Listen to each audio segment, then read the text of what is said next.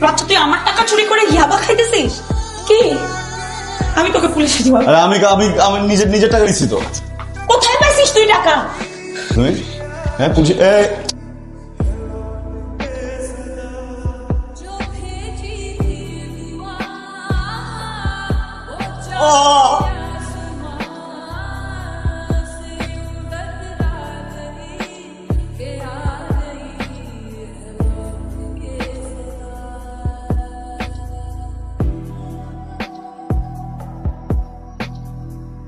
আটকা পড়ছি ভাই।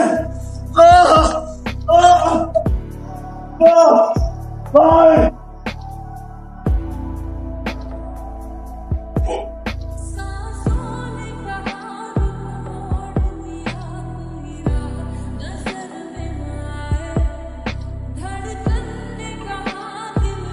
বাকি দিব মাল না দিলে আমি আমার ডিলার কাছে যাই। দাঁড়া না একটু, ফোন দিচ্ছি।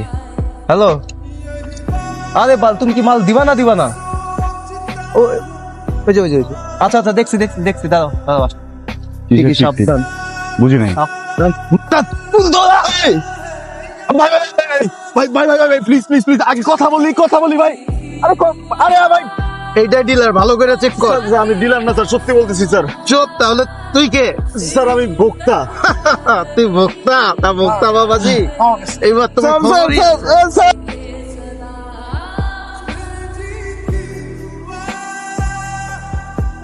ভাই এই না কথা বলতেছেন কি লাগে? ওই যত টাকা পয়সা যা লাগে সব দিব ভাই, আমার অনেক টাকা আছে ভাই, অনেক টাকা আছে ভাই। কথা বলতেছেন কি লাগে? কথা বল।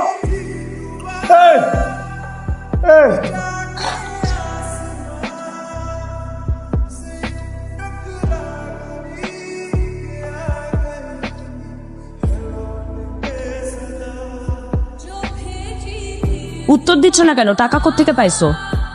পাস করছিল না তো, তারা বাকু ছিল প্ল্যান পেমেন্ট দিছ।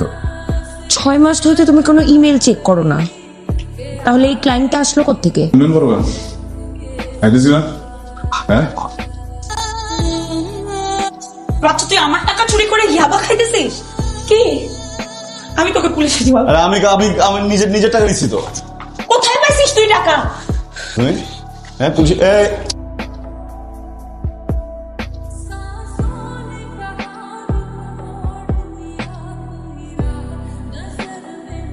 জানা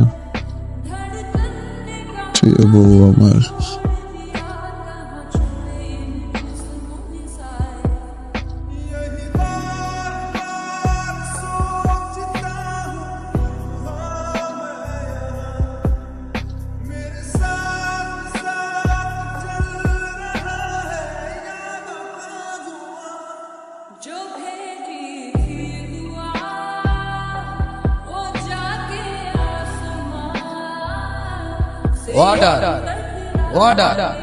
অর্ডার বাচ্চার কাস্টডি মা ফারজান আক্তারকে দেওয়া হবে।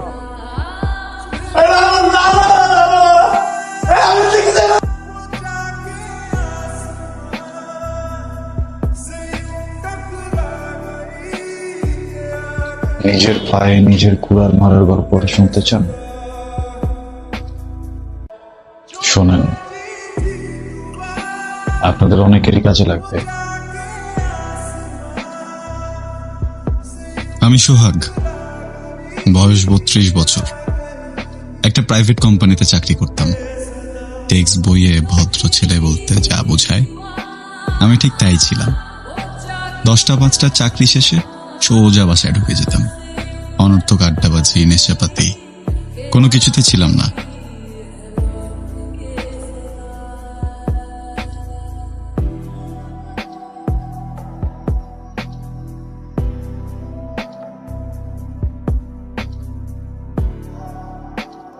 আমি পৃথিবীর সব থেকে সুখী মানুষ। ইচ্ছে করে মেয়েকে পুরো দুনিয়া কিনে দেই, কিন্তু সংসারে একজন নতুন মানুষের খরচ জোগাতে হিমশিম খেতে লাগলাম। আয়ের চেয়ে ব্যয় বেড়ে গেল। অর্থনীতির ভাষায় আয়ের চেয়ে ব্যয় বেড়ে গেলে তাকে বলে ঘাটতি। সাংসারিক ভাষায় অভাব। অভাবের সাথে যুদ্ধ করতে দেখা করলাম আমার একমাত্র সচ্ছল বন্ধু হাদির সাথে। আমার অভাবের গল্প শুনে ও আমাকে আউটসোর্সিং কাজের ক্লায়েন্ট দিল। টুকটাক গ্রাফিক্সের কাজ পারতাম, তাই দিয়ে বিসমিল্লাহ করলাম। দিনে অফিস, রাতে আউটসোর্সিং, মাস ঘুরতেই টাকা, ডলার আসতে লাগলো হাতে। আবারও ত্রাণকর্তা হয়ে এলো বন্ধু হাদি, না ঘুমিয়ে কাজ করার জন্য দিল এক অদ্ভুত সমাধান।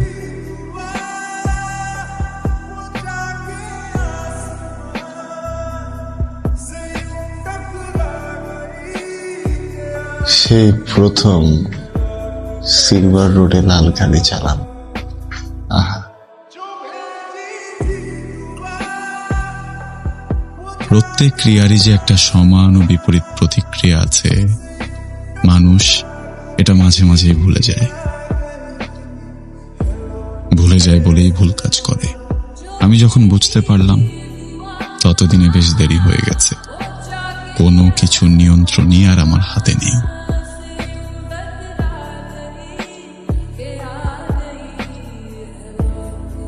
লক্ষ্মীয়া সন্তানের গহনা বিক্রি করতে গিয়ে টের পেলাম নেশাই আমাকে করা শুরু করেছে। শেষ পর্যন্ত মেয়ের গহনা, মানে আর কত নিচে নামবা তুমি? আর না, তো অন্য কারণে ভুল বুঝতেছো তুমি। আমি ভুল ভাবতেছি না? যখন আমার টাকা চুরি করছো তুমি করছো, আমি বুঝলাম, কিন্তু মেয়ের গয়নাটা ছাড়বা না? ভালো হয়ে যাওয়ার চেষ্টা করতেছি, তো একটু একটু বদলাইতেছি। তুমি ভালো হয়ে যাবা সেটা তো আমি আরো 2 বছর ধরে শুনতেছি। তুমি তো 2 বছর চেঞ্জ হতে পারো নাই। পারছো? তোমার মতো একটা সাইকোপ্যাথ কখনো ভালো হবে না। আমি তোমার সাথে থাকবো না, তুমি আমার সাথে কোনোদিন যোগাযোগ করার চেষ্টা করবে না। আমি বলি না, শোনো, আমি বলি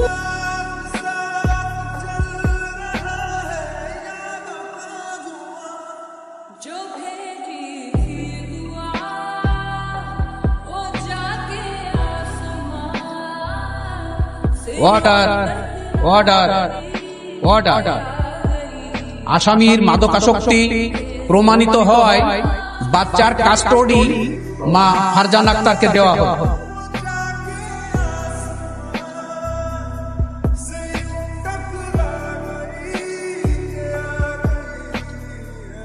কেমন এক জিনিস। তুমি এখানে আসছো কেন? তোমাদের নিতে আসছি, চলো। কিন্তু তোমার মতো একটা নেশাখোরের সাথে তো আমি কোথাও যাবো না। না, আমার একটু সাপোর্ট করো, ক্লিন হয়ে যাবো, একটু সাপোর্ট দাও। তোমার মতো একটা অমানুষকে সাপোর্ট করার কোনো কারণ নাই। কুত্তার লেজ কখনো সোজা হয় না, আর আমার বাচ্চার সাথে দেখা করতে তুমি কোনোদিনও আসবা না।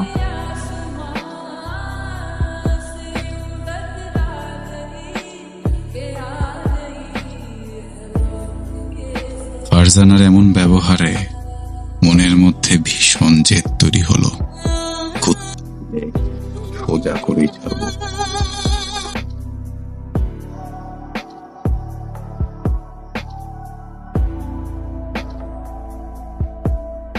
বন্দি করার মেটিকিউলাস ডিজাইনটা তখনই তৈরি করি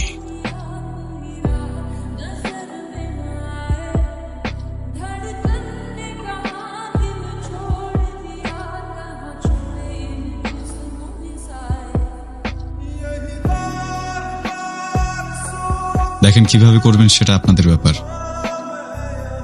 পারবেন কিনা সেটা বলেন।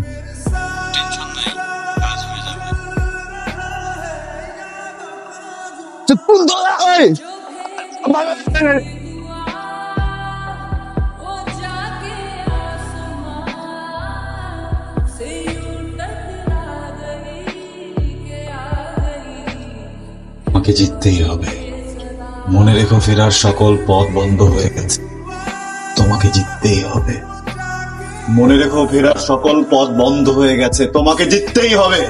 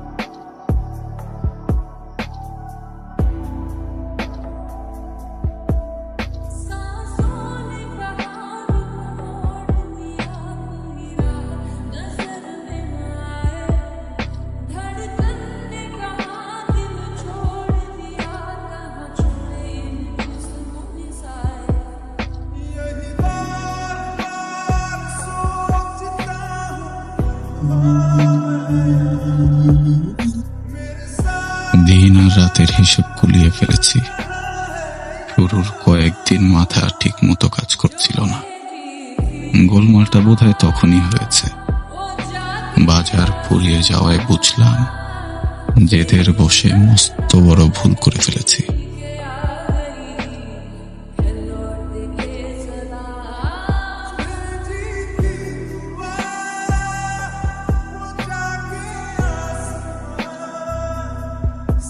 বন্দী হওয়ার আগে রেজিস্ট্রি করে ফারজানার ঠিকানায় একটা চিঠি পাঠিয়েছিলাম আমি। 60 দিন পর চিঠিটা পাওয়ার কথা। ফারজানা কি চিঠিটা পায়নি? আসছি মামুনি।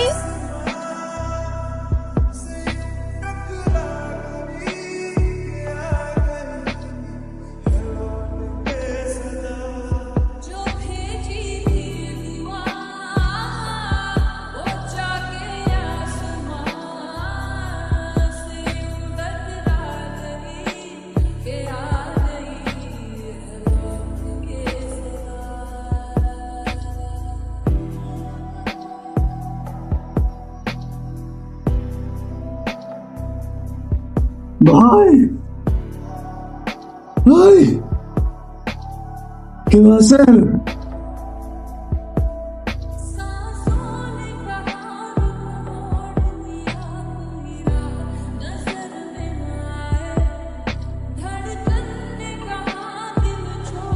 বাপ বাপকেও ছাড়ে না।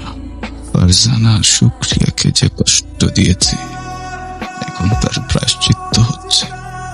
একটাই আফসোস, মাদক মুক্ত চোখে এই পৃথিবীর সৌন্দর্যটা আর দেখা হলো না। ফারজানা আর শুক্রিয়াকে যে কতটা ভালোবাসে সেটা বলা হলো। ফারজানা, আমাকে ক্ষমা করো। শুক্রিয়াকে বলো ওর বাবা একজন জয়ী মানুষ ছিলেন।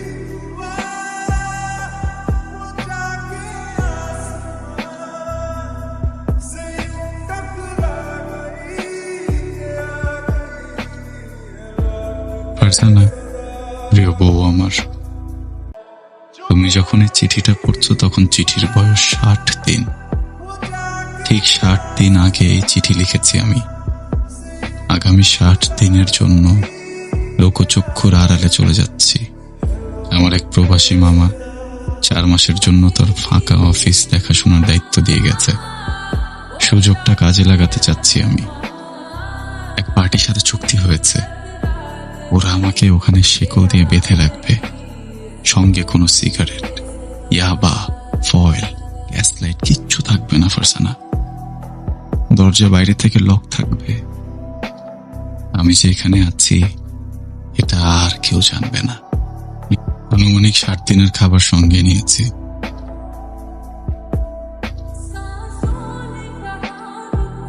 আমার বাচ্চা মরা এখন তোমার হাতে প্রিয়তম।